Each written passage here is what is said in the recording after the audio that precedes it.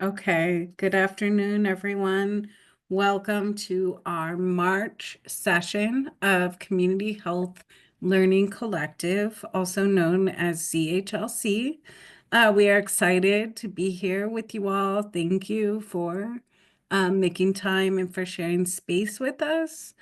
So my name is Maureen Burns. I'm a community health worker and director of community health at the HAP Foundation. Myself and my colleague Candace Draw facilitate and organize this group, which is really just meant to be an online learning space where community health workers, promotoras de salud, CHRs, and our allies can come together in community and learn from one another and learn from our fabulous speakers. So we are very excited about the speakers that we have today. I'm just going to give a brief introduction. So we are super excited to welcome two death doulas, Jessica Losell of End of Life Chicago and Patrice Horton. So I'm going to tell you a little bit about Patrice. Patrice has committed her life's work to educating herself and others on every aspect of death, including grief, the dying process, death, funeral options, disposition options, spirituality and religion, etc. She is a NADA proficient end-of-life doula, trained in integrative healing arts, certified hypnotist through NATH, certified crematory operator through CANA. And she just recently completed her education at Worsham College of Mortuary Science and is currently working on becoming a licensed funeral director. So today, Patrice and Jessica will be talking about death and disposition, what to know about home funerals, and disposition after miscarriage. Jessica will specifically talk about disposition after miscarriage and some options to consider when facing this type of loss. Jessica is a member of the National Home Funeral Alliance and the National End of Life Doula Alliance and has experience as an in-home caregiver, a certified nursing assistant, and a hospice volunteer. So we are filled with just such immense gratitude to have both of you on this call today and to benefit from your knowledge and wisdom. So thank you so much for being here. I'm going to pull up, Patrice, you wanted me to pull up the website first or the slides? You can pull out the website first. Okay, will do. So I'm pulling this up. Okay. Yes. Well, hello, everyone. I would like to thank everyone for being here at this time with me. My name is Patrice Horton. Maureen just gave a lovely bio and introduction of me. So with that being said, one of the first things that I want to get into is the Illinois home funeral laws, because that is one of the many questions that people have when they are interested in having a home funeral for their loved one.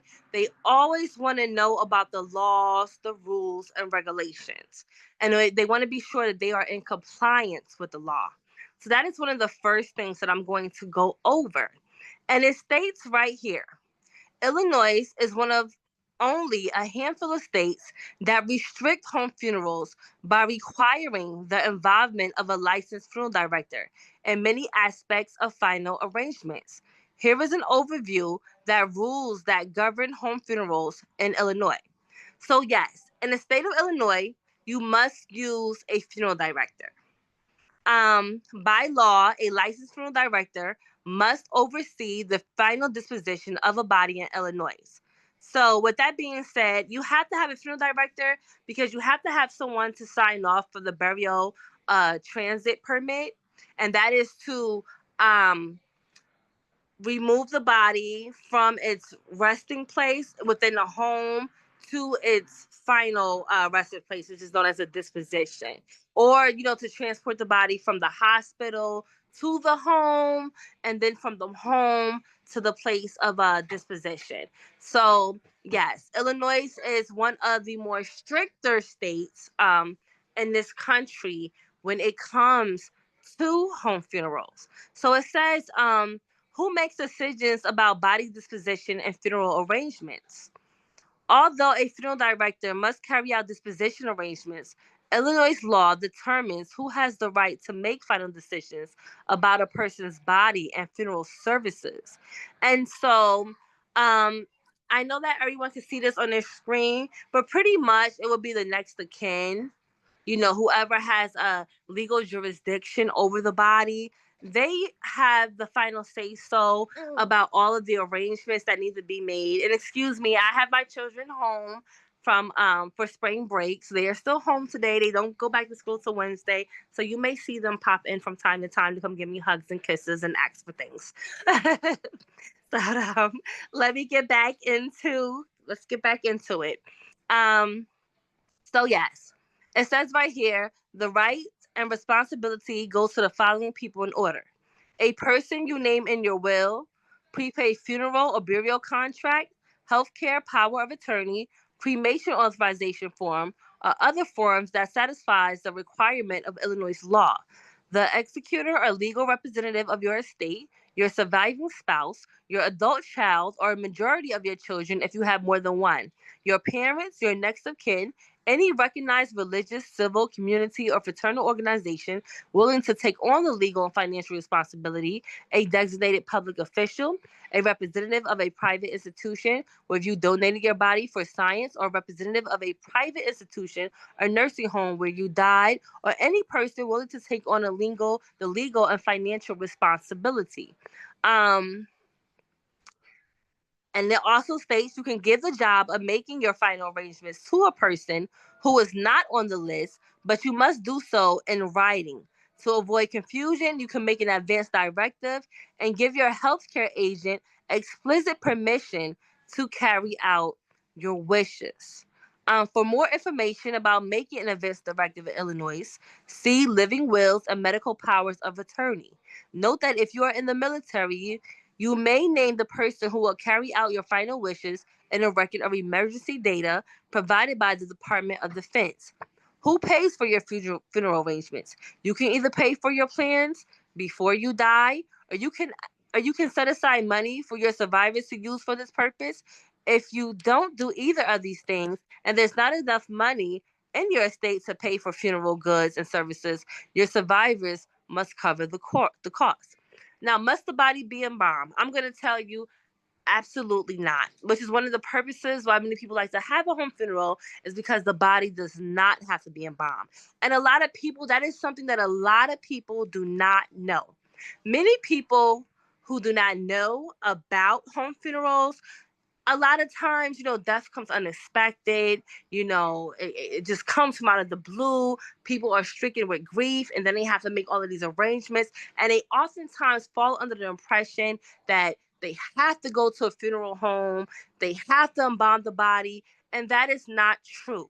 Now, we do know that people of like the Muslim faith and Jewish faith, they are known to have home funerals, but in order to have a home funeral, the body does not have to be embalmed. There is no law or no requirements that states that the body has to be embalmed. Illinois has no embalming requirements, nor does the state law specify a time frame within which you must dispose of the remains. Now, even though there's no time frame in which you must dispose of the remains, I would suggest, which we will go through in the slides, not to wait longer than a week, preferably within 24 to 72 hours, depending on the time of the year, the temperature within a home. You want to keep the body from decomposing and keep the body in its natural state as much as possible without causing any trauma or stress to you and the viewers and loved ones, families, and friends. Getting a death certificate in Illinois. The person in charge of filing the death certificate must do so. Up, you went past it. Yeah. Must do so within 7 days of the death. and prior to cremation or removal of the body from Illinois. You would need certified copies of the death certificate to carry out other tasks after the death, such as transferring the deceased person's property to inheritors. The funeral director who files a death certificate should be able to order copies for you. Getting a permit to transport the body. After filing the death certificate, the funeral director will obtain the necessary permits for transporting the body and for burial or cremation in Illinois. The transport permit is called a permit for disposition. Now, it says, can you bury a body at home? And I came across this question several times from individuals, preferably like elderly people who have lived in their home all their lives, they own their home, and they often want to know, hey, can I just be buried in my backyard? I don't want to have to pay, the cemetery costs. I have to go through all the burial transit permits. I've been living here all my life. Everything I own, everything I love has been here. Can I just be buried in my home? Well, I'm going to tell you, it's legal, but it depends on the zoning laws within that specified area. So the more urban the area is, the less likely the chances may be for you to be able to be buried at home or to bury a loved one at home. But it says here, there are no laws in Illinois that prohibit home burial. Before burying a body on private land or establishing a funeral cemetery, be sure to check local zoning rules. So, as I just stated, you have to check the zoning laws within your specified area because it varies. So, if you live in a more suburban area, a rural area in Illinois, the higher the chances are that you will have permission and you will be able to bury your loved one at home. The more urban or industrial the area is, then the less likely that you may be able to do that. And so, now we're about to get into various disposition options, which I'm going to come back to later because now they're discussing cremation and alkaline hydrolysis, and we're going to get into green burial options. But after I go through the slides, so I want to thank you for listening to these rules, the home funeral laws and rules and regulations in the state of Illinois, because that's very important. And you always want to make sure that you are in compliance with the law. And we will now move ahead to the National Home Funeral Alliance slides. Yes, I will pull those slides up. I just wanted to ask at some point, Patrice or Jessica, could one of you put a link, if you have it, into the chat where people might find something similar to what we were just looking at, but for other states, because we do have folks from multiple states on here. And while you're doing that, I will pull up these slides.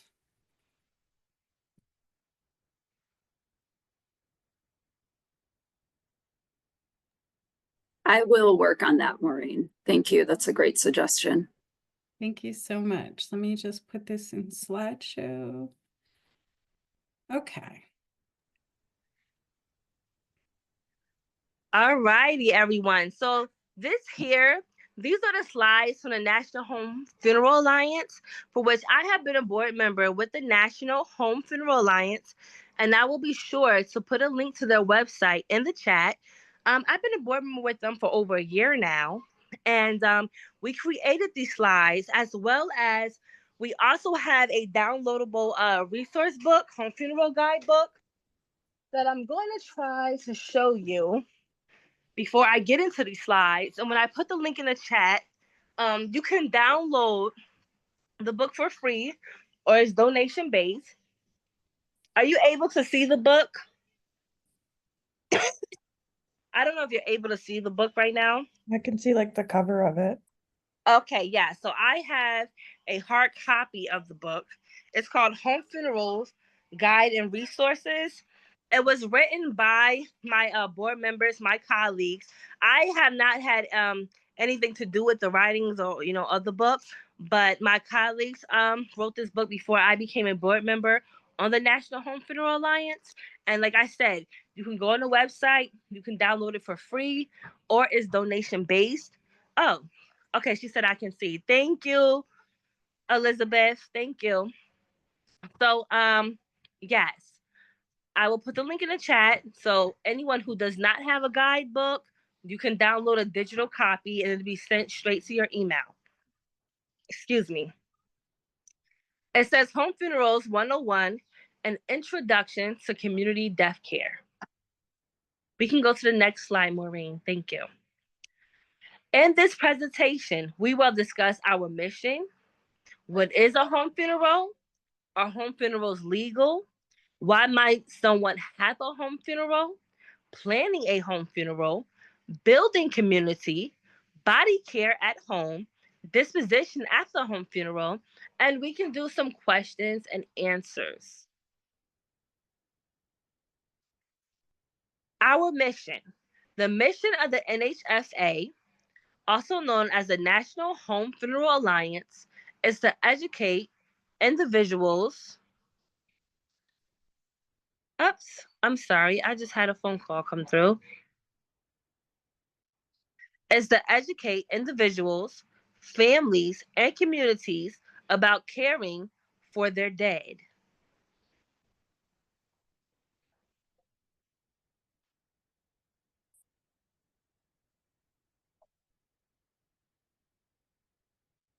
What is a home funeral?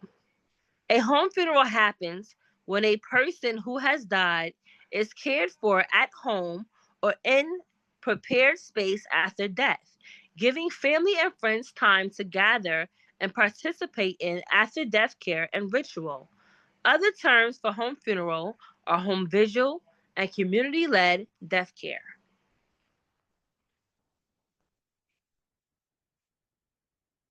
Are home funerals legal?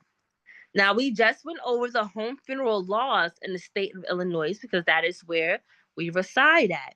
So, laws are relevant to community death care are handled on a state level in the United States. Visit our Law by State page for info about your state and or request to be connected to a NHFA state captain in your area. You can also use our directory to locate guides and educators. Home funerals are safe and legal. And I want to say that again, home funerals are safe and legal because you will find many people. Yes, honey. Thank you.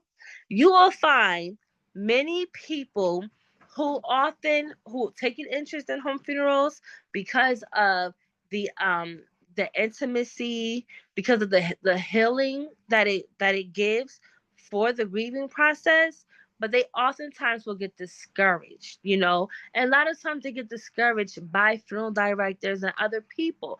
Oh, it's unsanitary. Oh, it's illegal. Oh, it's going to be so hard to do.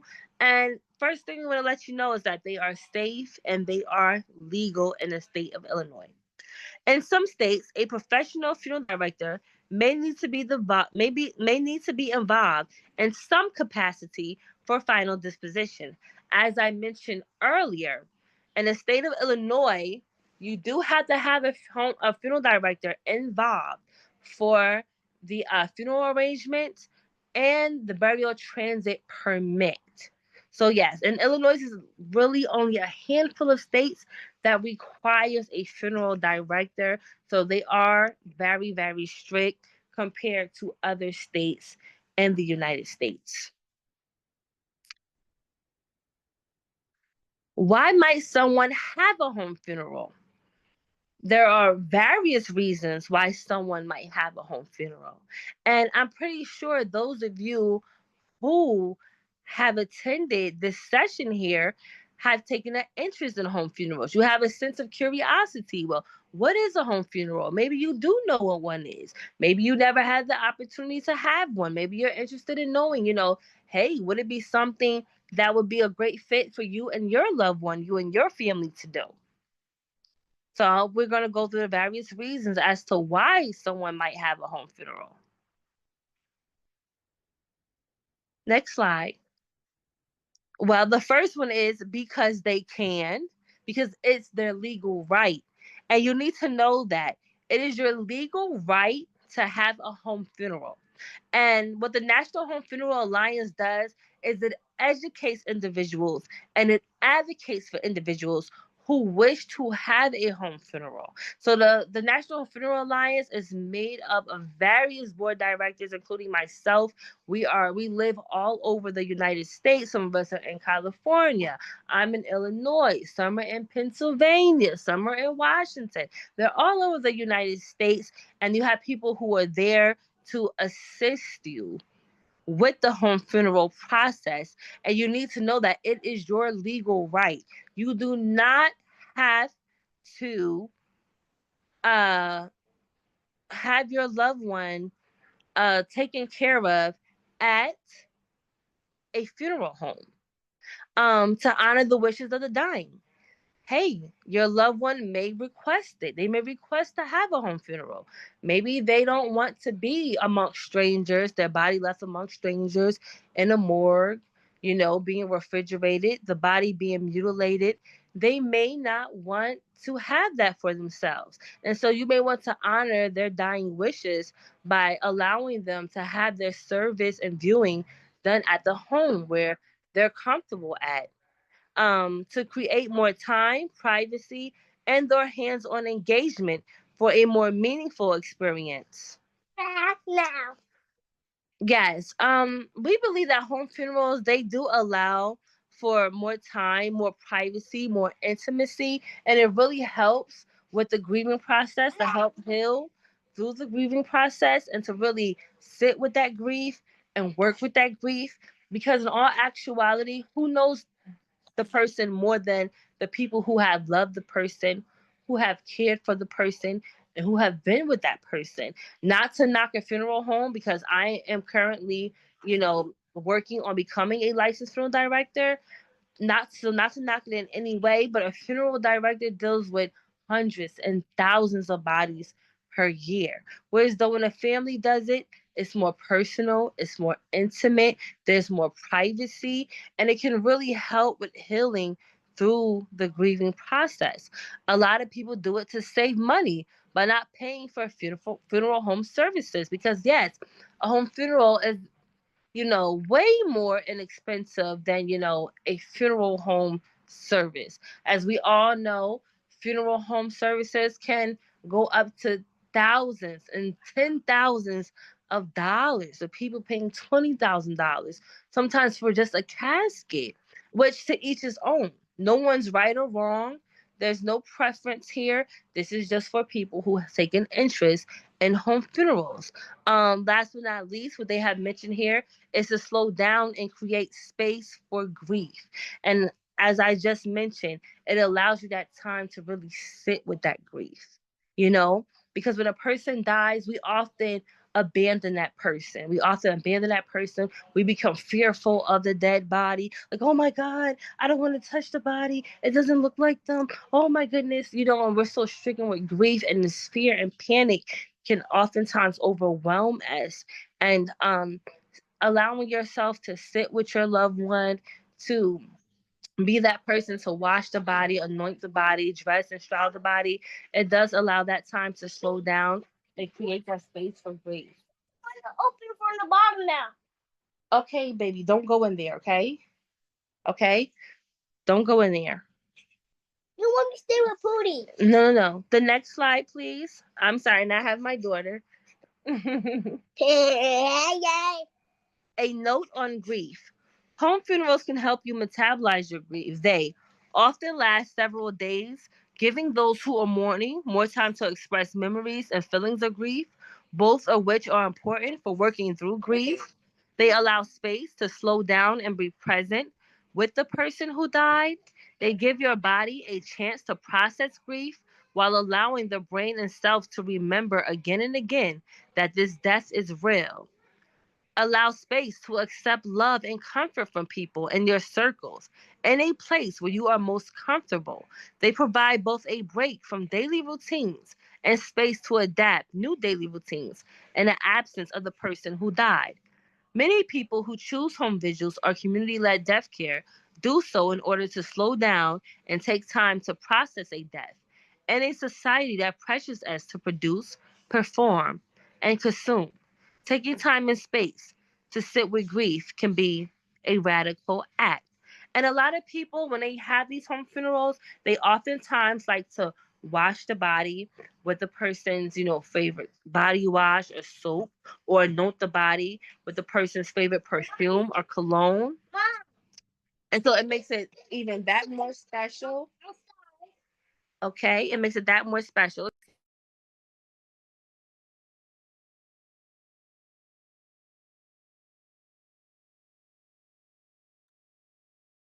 So Patrice, you are muted.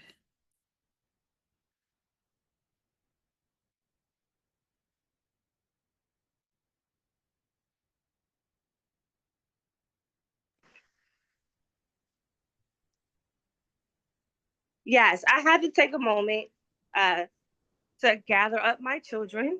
So I said, excuse me. Yeah, so we can move on to the next slide, please.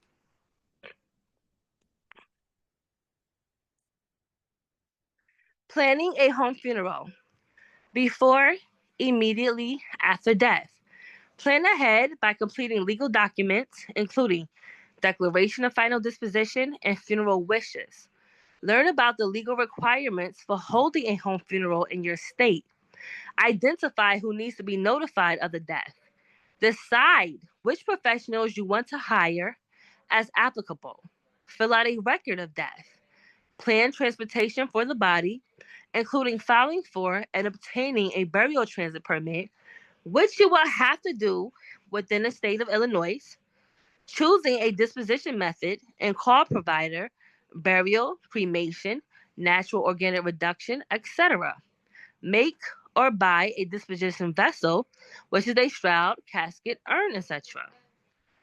For the home funeral, plan for home funeral details, including gathering community and assigning responsibilities, gathering supplies, preparing the space, caring for the body, inviting guests, including ritual and ceremony.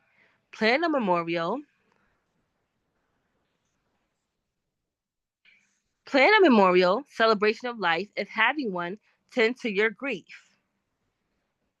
And we can move along to the next slide.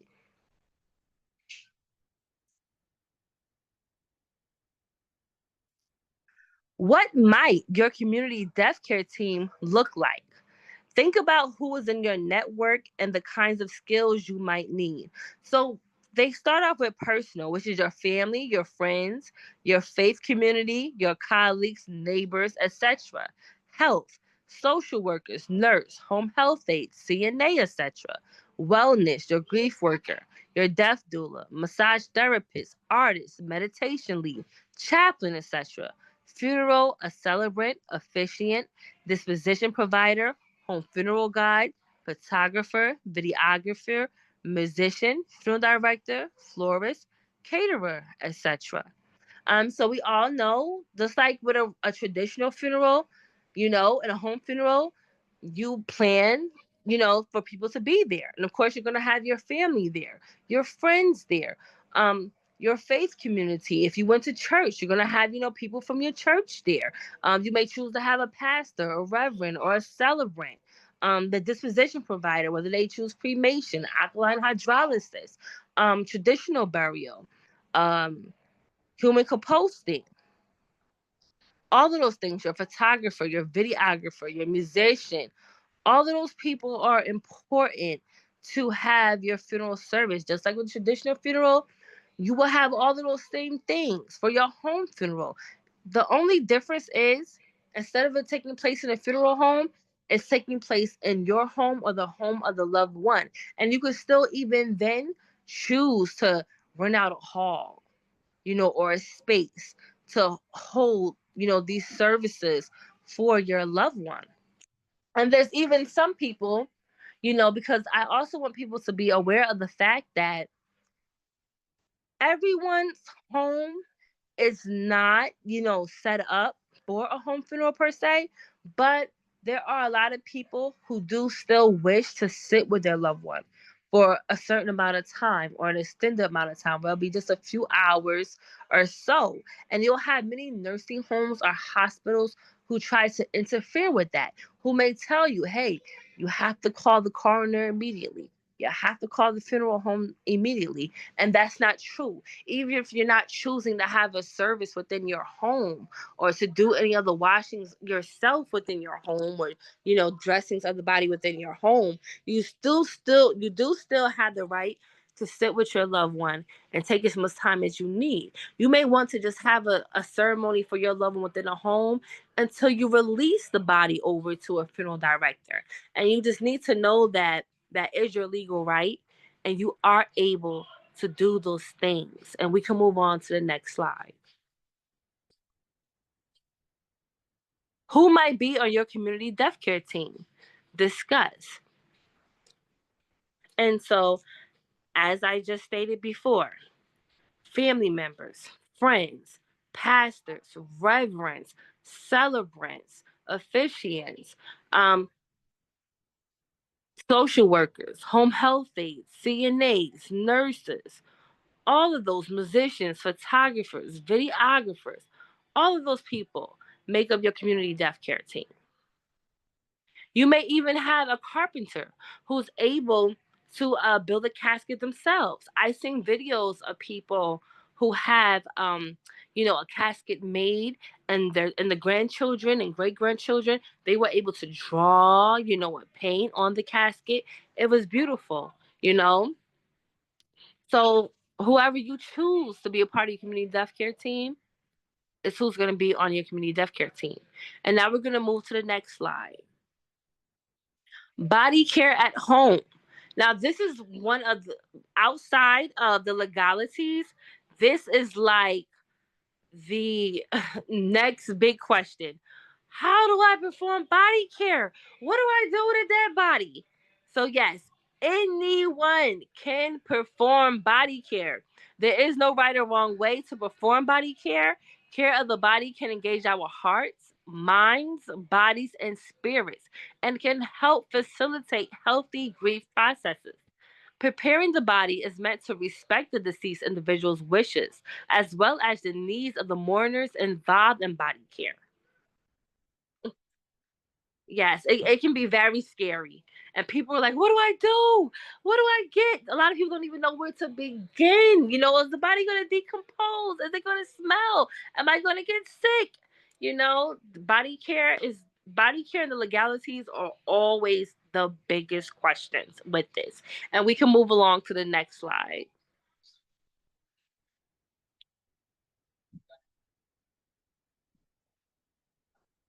Now, after a home funeral, it says conventional burial, natural burial, home burial, burial at sea, flame cremation, water cremation, natural organic reduction, and research donation. So this is going into disposition options, but excuse me, I want to get back to the last slide with body care, because I want to let people know that for body care, a lot of people, they use dry ice. Dry ice can be bought at the gas station, local, like hardware, body wear store, like maybe like a Home Depot or something. Body care is, dry ice is easily accessible, and it's also very affordable. And you would pack the body on dry ice. You would pack it on top and underneath, and you would store the body. You would try to keep your central air on, or air conditioner on, or fans on, because you want to keep the body as cool as possible to slow down the decomposition process.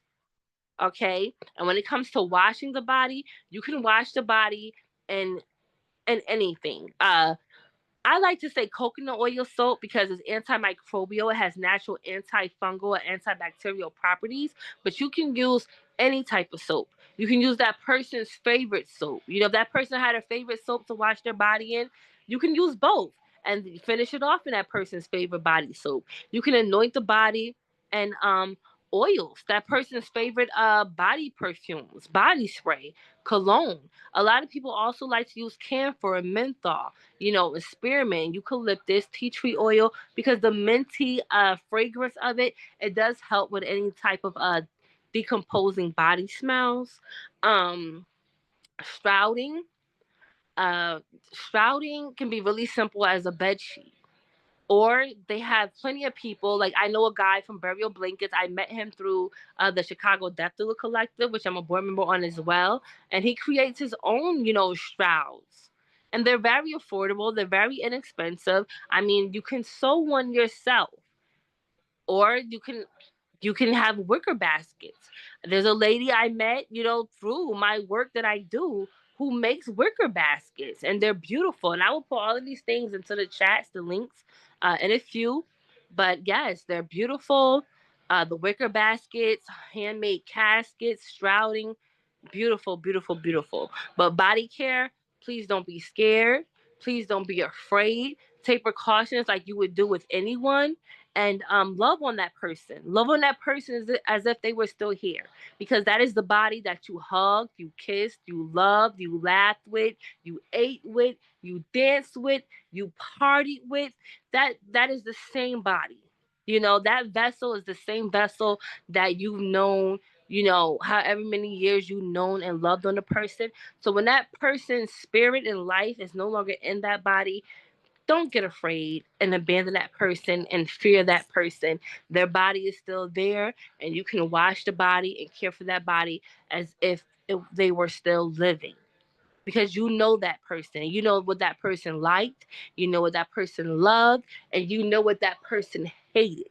And what better person to do it than the people who love you? The people who love you and know you will give you the best homegoing service. And now we can move on to disposition. Excuse me. Yes. So after a home funeral, you have conventional burial, natural burial, home burial, burial at sea, flame cremation, water cremation, natural organic reduction, and research donation. And so, conventional burial, as we all know, is in a cemetery. There are tons of cemeteries around us. Certain cemeteries here, which, if you can, Maureen, if you're able to just kind of like Google, um, if you're able to Google green burials in Illinois, a lot of cemeteries, they have sections for green burials that don't require, a casket, um, or a vault, where you can just put the body directly into the earth. Um, Home burial, natural burial is just, shrouding the body and putting the body naturally into the earth without, any grave liners or caskets or vaults. Home burial is when you bury the loved one in the backyard, like we mentioned before. Burial at sea is exactly what it's called. When you decide to release the person into the sea, into the ocean, whether you do it with them in a casket or you do it with them, shrouded in a shroud. Flame cremation, which, as we know, is the traditional cremation by fire through the crematory. Which water cremation is alkaline hydrolysis, which I'm also certified in. I'm a certified crematory operator through Cana for flame cremation and water cremation. Water cremation is known as alkaline hydrolysis, and that is when um, they use a liquid to break down the body, to dissolve the body. A liquid is used instead of fire. And the ashes are a lot more lighter. They're almost like white and powdery compared to flame cremation ashes. Um, they're like really they're more much more darker. So water cremation is through alkaline hydrolysis, and I can come back to that because right now we're going to natural organic reduction, which I want to tell you now. I had the opportunity to attend the first ever um, annual TerraCon convention. It was a natural human composting conference held in Seattle, Washington. Because Seattle, Washington was one of the first states to legalize natural organic reduction, which is also known as human composting. But unfortunately, human composting is not yet legal in Illinois, although it's in the process of becoming legal. And there's someone called Earth Funerals. They're like a franchise. They're actually been opening up all over. I think they're working on getting a facility built out here in Illinois. But natural organic reduction is not legal in Illinois. But that is when the body is put into a vessel. It's not embalmed, of course, and it's covered in like alfalfa and wood chips. and it allows the body to decompose naturally. And it does take a while. It takes like 6 to 8 weeks or so. And when the body is done, naturally decomposing, it's the remains look like wood chips. And it's enough to fill up a back of a pickup truck. And they often distribute it in burlap bags. Um, when they distribute it in burlap bags, it's like often way too much. They often have landfills where you can donate the rest of the remains to. But it's one of my personal favorites, what I would like to have done. And yes. And so they do also have a research donation, and that is for people who want to donate their body to science. There are many people who decide to, hey, I want to donate my body to science. I want to help, aw, I want to help people, hey, find a cure for cancer. I want to help, hey, students and doctors and medical students, learn their craft and become more skillful. So there's plenty of people who decide to donate their body to science. Baby, I'm giving a presentation. Gonna let mommy talk? Okay? Okay, big hugs, big hugs, big hugs. Excuse me. Okay. And we can go off to the next slide. And so, does anyone have any questions? I had one quick question. What you were just talking about, I forget the long name, but you said sometimes known as composting, with the wood chips. Is Oh, that, yes. I don't know if that's what I'm thinking of, but I remember hearing somewhere that there was some sort of process whereby your remains could be used by your family to like plant a tree. Is that something people Absolutely. do with that? Yes. Yes, it is. You're absolutely right. It's called human composting and natural organic reduction. And yes, you can take those wood chips. It can be used as fertilizer for the soil to, grow a garden, plant trees and flowers. Yes, yes.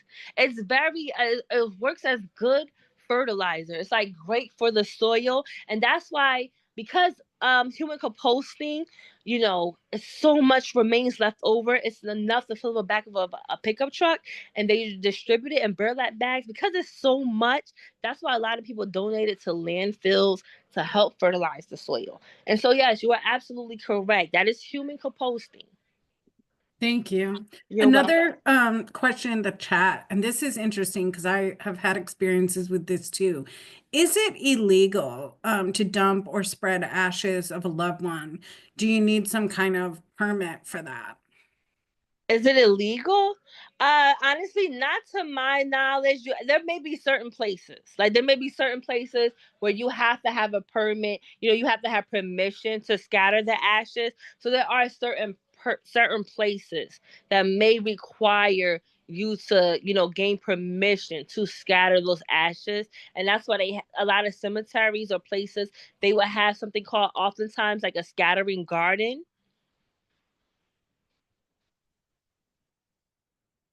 Yeah. Hello. Yes. Oh, I maybe add a little bit to it's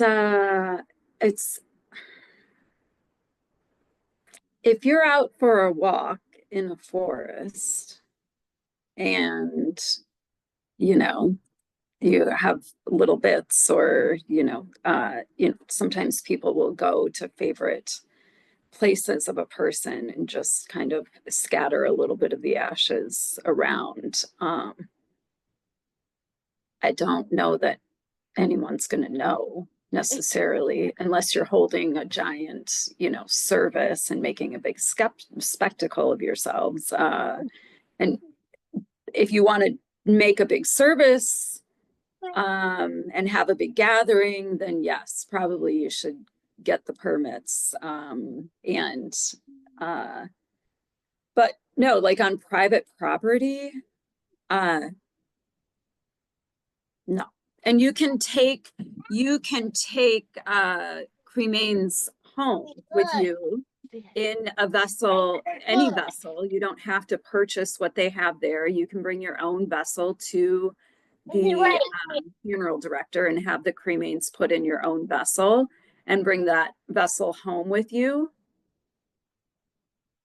And it's yours. And if what you want to do with it is up to you. I'm not telling anyone to go break any laws, but I also think that our laws are a little overreaching. And, you know, if you want to do things in your own yard, like if you scatter some cremains in the ground before you plant a tree, like in your own property, I think you can do that discreetly and privately, and there's no need to involve a whole bunch of bureaucracy with that. Yeah.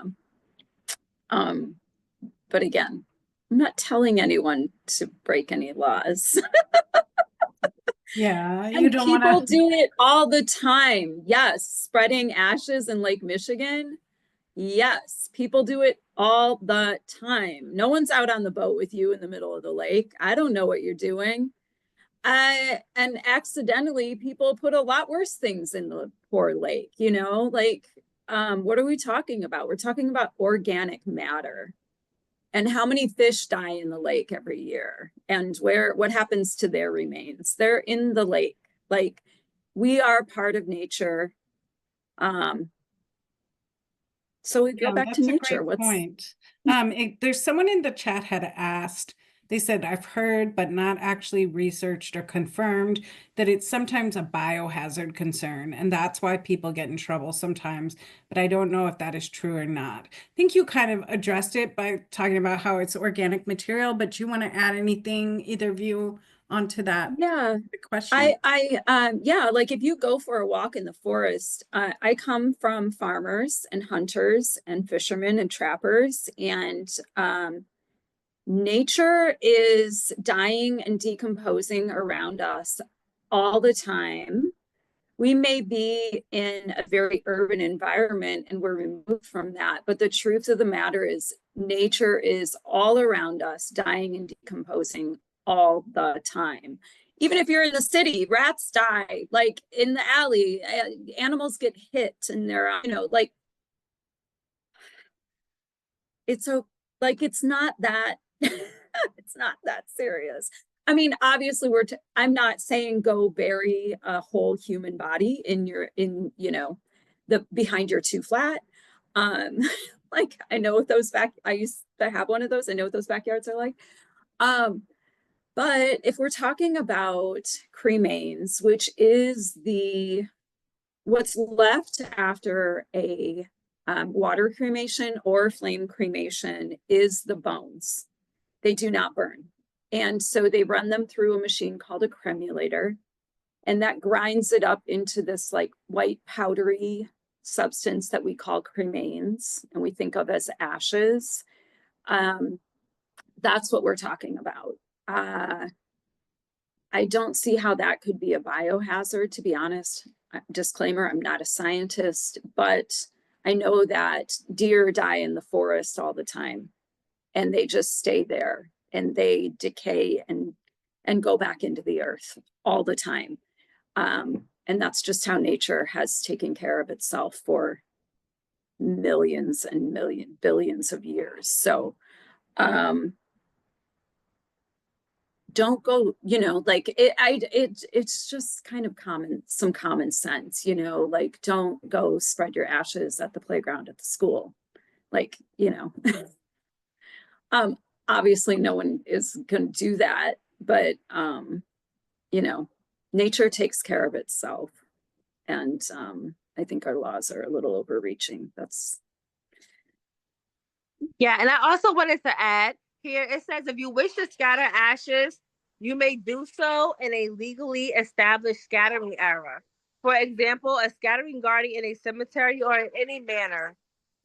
So yes, it says in Illinois, okay, baby, okay. In Illinois, you can legally scatter ashes on your own private property or on someone else's with their permission, and you can do so in a designated scattering area by air, but you need a permit for a state park or DNR owned land.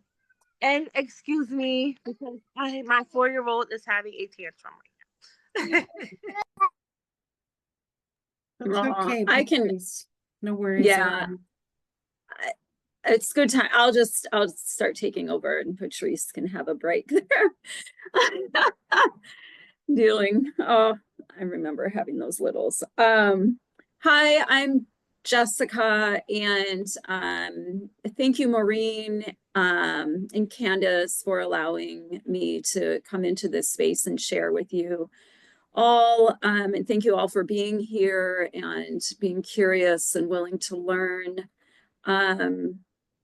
I love the community aspect of what happens here, and I'm just grateful to be a part of it. So as you might have guessed, I'm a little bit about finding the gray areas, and disclaimer. I'm not an attorney. I am not a doctor. I am not a nurse. I am not a scientist. I'm not, I'm just a death doula. I'm a mom. I'm just here kind of sharing some information that I've had a chance to learn about, and I think it's important. And yeah, I just wanted to share with it where I could, and hopefully it's helpful to somebody. So yeah, I'm a death doula. I work with my partner, and I have End of Life Chicago. We serve all of Chicagoland. I'm also affiliated with the Chicago Death Doula Collective. I'm a part of National Home Funeral Alliance and the National End of Life Doula Alliance, and maybe working with Green Burial Alliance as well. I also do some work with Funeral Consumer Alliance to get more information out and to make information more equitable, priceless, specifically equitable and available to consumers of funerals, because it's not been such, that information hasn't been so readily available in the past, and we're working to bring some transparency to the industry. So talking about miscarriage, and I'm gonna share, oh sweet, let's see. So I'm just gonna, well, let me start with this in a minute. Okay, so talking about miscarriage and disposition after miscarriage, or pregnancy loss, whether spontaneous or planned, or accidental. This is a tremendously sensitive topic. Obviously, it's complicated. It can be complicated. Pregnancy, as we know, is not always, it's not always an exciting thing. You know, it can be a complicated thing. So I just upfront want to ask for your patience and your forgiveness if I use any terms or language that you find inappropriate or offensive, or it's not terminology that you might use. I don't mean to cause any harm or disrespect. I'm trying to speak in a very neutral way, and not make any assumptions. And I respect that everybody has their own personal views on this sensitive topic of pregnancy and pregnancy loss and who's carrying a baby and why and how, and they're not anymore carrying that pregnancy. So with that, as we heard from Patrice, it is well within your right to have a home funeral. And additionally, we in Illinois, we do have let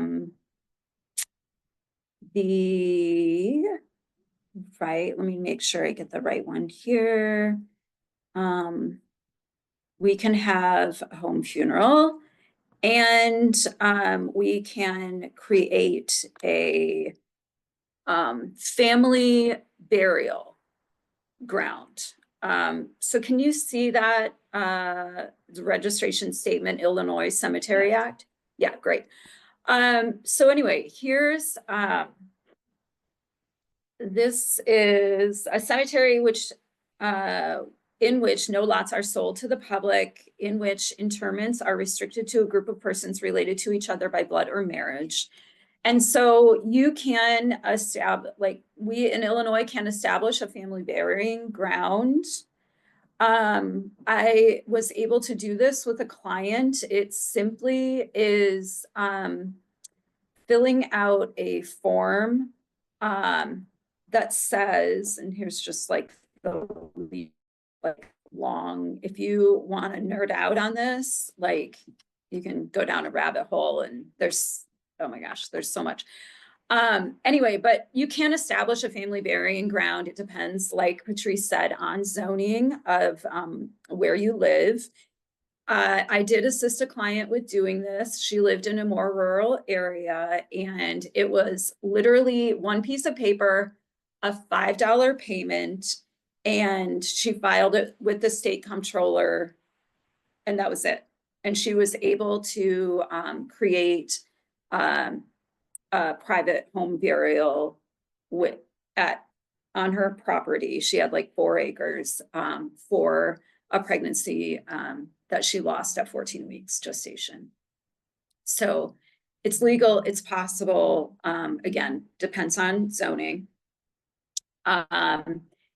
If you want to go the whole, through all the channels, obviously, a lot of times people don't plan on miscarrying. So it might not be something that we're not planning ahead for. Maybe you do have time to plan, and this is something that that can be done. As I said, it's all very complicated. So here's the law that talks about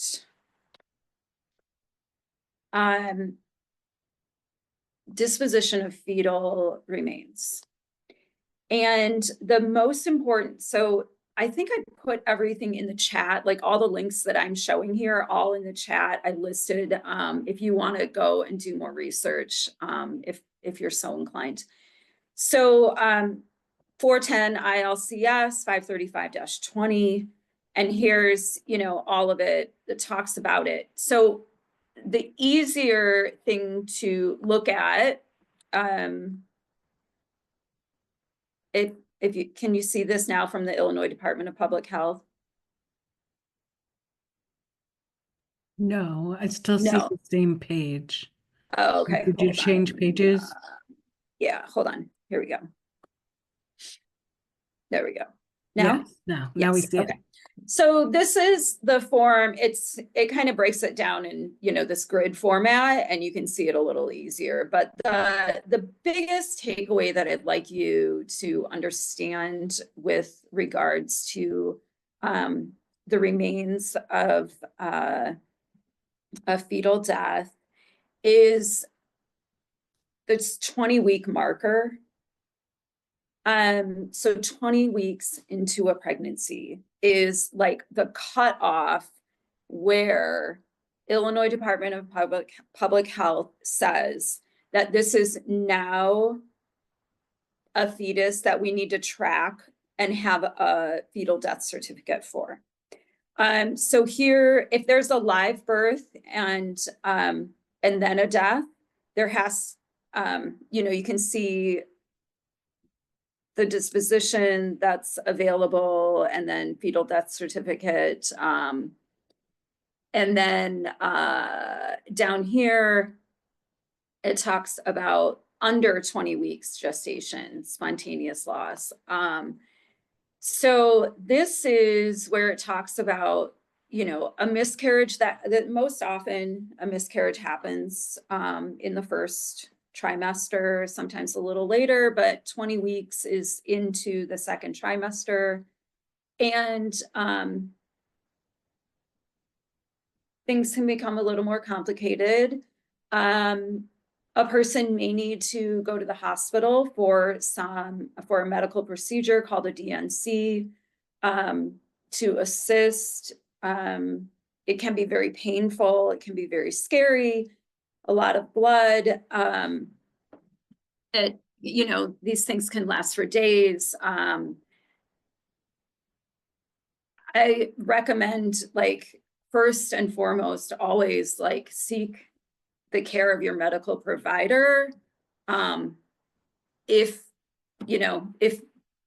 you're scared about blood loss, if you're experiencing pain that you cannot manage, if, all these things. But all that to say, I've walked through this loss with a few women in my life, and they didn't need medical care. They were able to care for themselves at home, and there's no judgment. There's nothing wrong.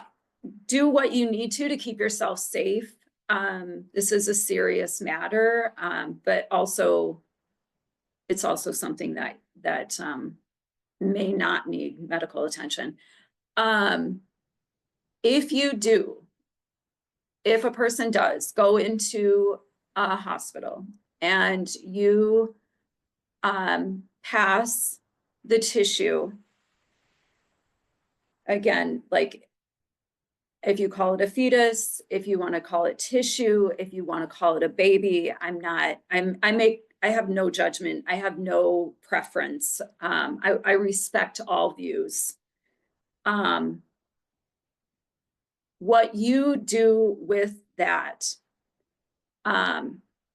you have a say. Bottom line, if that's the only thing that you get from what I'm saying here today, is that you have a say in what happens. And this is the form that says what the hospital has to say, what they have to do, and where your rights are. So the form that they have to, especially under this 20 weeks, they have to fill out, they have to provide this VR 111 form. And that looks like this. Can you see this? Did it switch over? Great. Okay. Sorry, I'm not the most tech savvy. So anyway, this is the form. Under 20 weeks, they have to provide this. And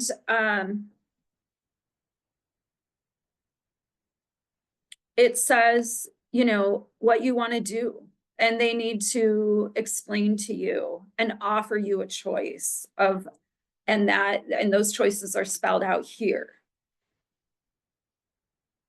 And the one gray area, and this kind of ties into what Patrice talked about with home funerals. And I've successfully advocated for a mother who lost her baby at 14 weeks.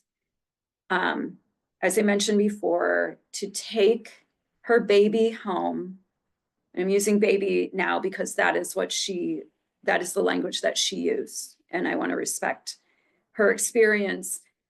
She took her baby home and was able to have a private service and burial for her baby at home. And that was very important to her. This was not her first pregnancy loss, unfortunately. And it was very important to her. And she met a lot of pushback and asked for my assistance.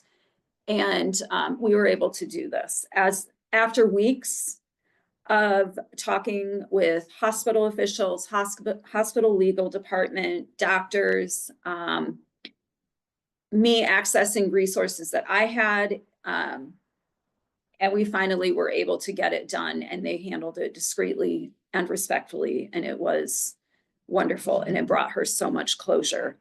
And I feel so blessed to be able to have been a part of her experience and to advocate for her so that she could have a closure that she wanted and had a right to. So it's this gray area that they don't really discuss here. Under 20 weeks of gestation, again, where so many miscarriages happen, is if you want to have a home funeral and a home burial, it's not addressed in this form. And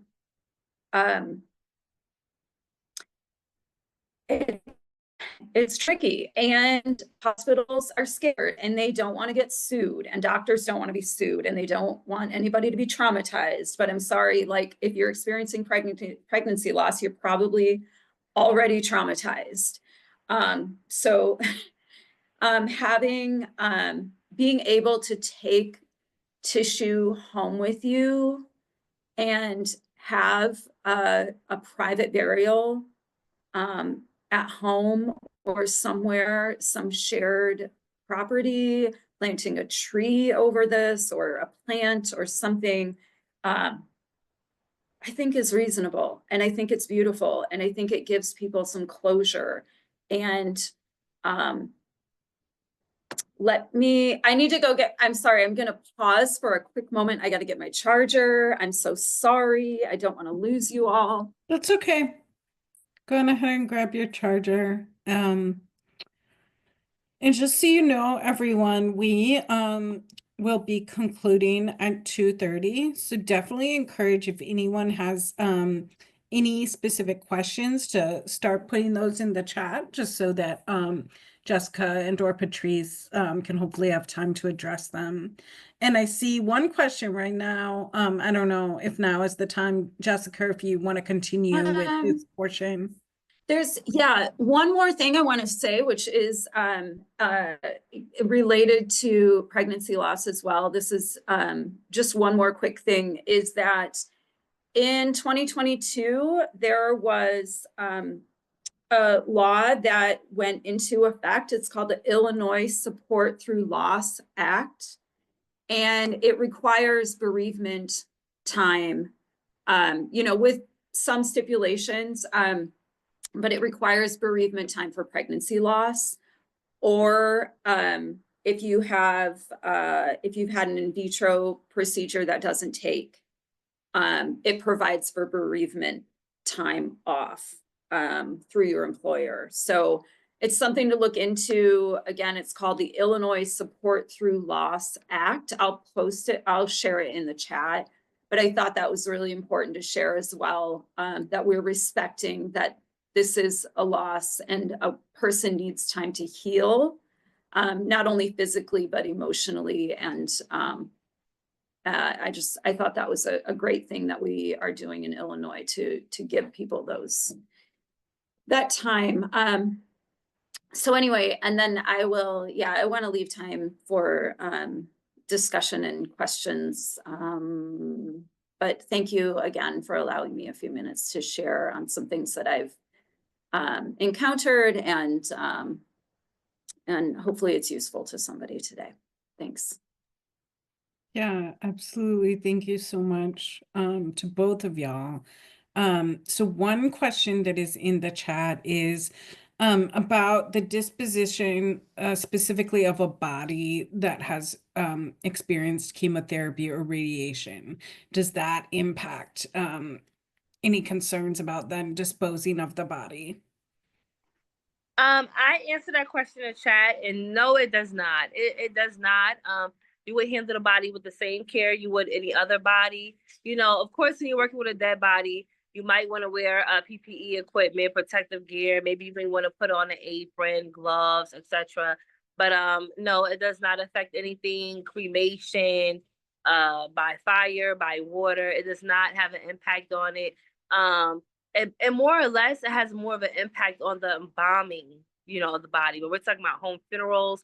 Home funerals don't require any embalming, but it would impact the embalming process due to, you know, the amount, the percentage of embalming fluid and the type of embalming fluid that would be used. But for a home funeral, you wouldn't have any worries other than just naturally just protecting yourself as you would with anyone else, as you would with someone who is sick, you know? It doesn't cause any sort of issues.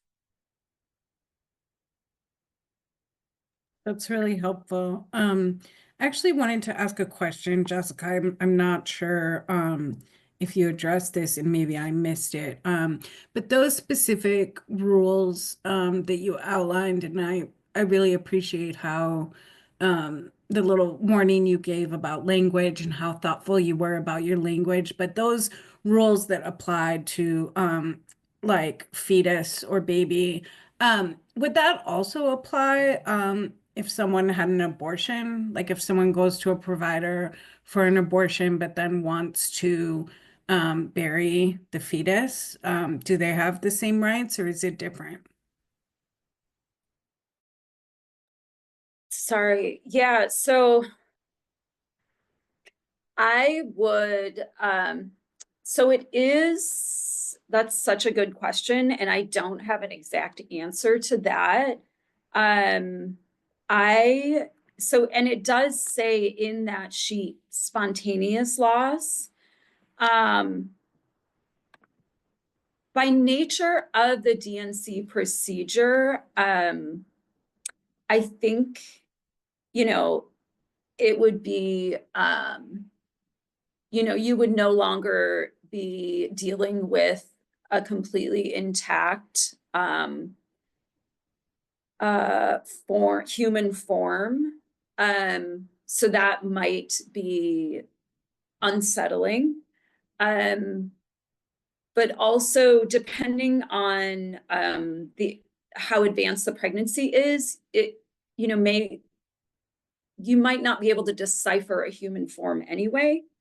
And I think it would be up to it warrants discussion. And I think we get to ask that question. We get to, you know, even if we're choosing while we still have a choice, if we're choosing to not carry that pregnancy, I think we still should have a choice on how the remains are disposed. And if we want to take that tissue home to do with as we see fit, I think it warrants a conversation with your provider. And I apologize if I'm being crass, but I don't need, you know, I don't need any sort of permission or certificate or anything to go buy a side of beef and take it home and do whatever I want with it. And nobody's policing what I do with that side of beef. And I could throw it in my backyard and be a huge health hazard. But why this, why we're shamed or regulated so drastically on what we do with those remains is, it's that gray area. And I think if more people one of the people that is a great resource to me that I would like to have this conversation with is an OBGYN at UIC. And I very much respect his approach and opinion. And when I tried to get an answer to the home burial for the baby at 14 weeks gestation, he had no idea. He didn't even know this was possible. He didn't know any of that. And he was like, this is amazing. He thought it was a great thing for people to know about. So I don't know, like maybe providers would welcome that and be okay with that. Like, and, you know, I'm all for people having an opportunity to heal and deal with their grief in their way. Because I think that's the true path to healing is being able to actually move through that very private thing in your own private way. So, yeah, I wish I had a clearer answer, but I think we can start I appreciate asking. that answer. I figured that it was, you know, going to be in the gray area, but I appreciate your response. Does anyone else have any questions or comments for Jessica or for Patrice? I do have a comment. Thank you so much for all of these resources that you guys bring to us. This is a topic that it's not easy to talk about, but it's I think one of the most important in life, because at the end we're all gonna go through that process. Thank you so much. I really appreciate it. Oh, you're very welcome. And I wanted to share one fun fact about home funerals is that before the Civil War, home funerals were the only way to do things.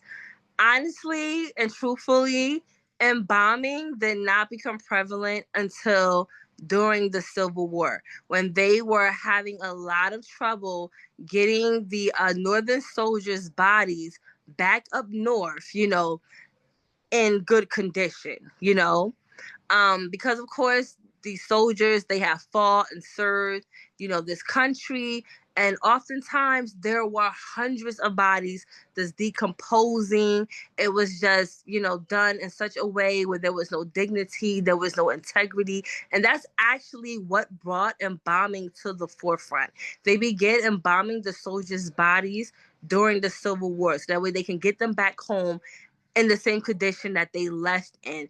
And President Abraham Lincoln, he was the first body to ever be embalmed, and he was on display for several weeks. So he was actually one of the first people, first known people to ever be embalmed and have their body on display. But before the Civil War, home funerals were the only way to do the body. Just like when you have a baby and you bring your baby home from the hospital and you care for your baby, if your loved one died, the family took that person's body and they washed the body at home and they built a casket and they dug a hole in the ground in their backyard. And oftentimes back then they had family cemeteries. I mean, I'm 36 and my mother is 59, and she remembers, because she grew up in North Carolina as a little girl, she remembers, you know, the bodies being in the living room, like in the house. She still remembers that, you know? So it wasn't not too long ago. People who are like who originate from the South often had home funerals back then. They didn't go to a funeral home. You oftentimes had to have a lot of money to go to a funeral home. And before the Civil War, this is the way that it was done. So one thing that we're trying to do with the National Home Funeral Alliance is we call it ancestral veneration. This is for anyone. It doesn't matter what your nationality, your race, your ethnicity, whatever. Excuse me if I'm not politically correct. Anyone, most people who decide to have home funerals and who are not of the Muslim and Jewish faith, because those are the common faiths who are known to have home funerals, they usually do it because they want to connect with their ancestors and connect with the original and traditional way of doing things. And we all have ancestors. We all have people to honor and to worship, you know, who we come from, regardless of your nationality, your race, your ethnicity. It's not a black thing. It's not a white thing. It doesn't matter. You have German ancestors. You have African ancestors. You have Hispanic ancestors. You know, for those who want to honor their ancestors and the traditional way of doing things, that's usually what piques people's interest in home funerals. So I just wanted to share that fact real quick. And I got to go find my daughter because she's 19 and she's off in Arizona somewhere. So she's hanging out in Arizona. She just took a trip out there. And I'm trying to see what's going on because her location on iPhone is showing she's at some type of river creek. But it Okay, was well, really, thank you so much, Patrice, and Jessica as well. We really appreciate you being here. And if I have your permission to do so, I will share the slides with participants after the presentation, if that's okay.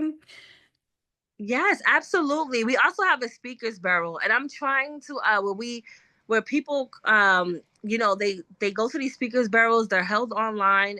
It's one being held on Saturday morning. Well, actually, it was one held yesterday. Excuse me. Well, it's the previous Saturday. But where people they join the speakers barrel because they want to be able to build community and have a community for people who wish to have home funerals, and that's what I'm trying to do out here in Chicago. I'm located in the Bronzeville area. And so I'm looking for people who are interested in home funerals, who want to build a community, and we can spread awareness and educate and advocate for home funerals within our communities out here. That's wonderful. Yeah, I definitely we can I will send a follow-up email with the slides and the recording if you want me to, mention anything about that. People that you're looking for that speakers bureau, just let me know. I also want to just very quickly before we conclude, remind everyone of our April session. So our April session is going to be Monday, April 28th. 2 p.m. Central Time. Also, please note the April session will not be recorded. Whenever our presenters let us record, we do. But the April session, which is number fake news, protecting youth from human trafficking in an online world, that presentation will not be recorded. So we definitely encourage you to attend live if you are available. And with that, I will just once again thank you all for being here. Thank you to our amazing speakers. We really appreciate you both. And we hope everyone has a wonderful day. Yes, thank you. Thank you for Great having class. me, everyone. Thank you.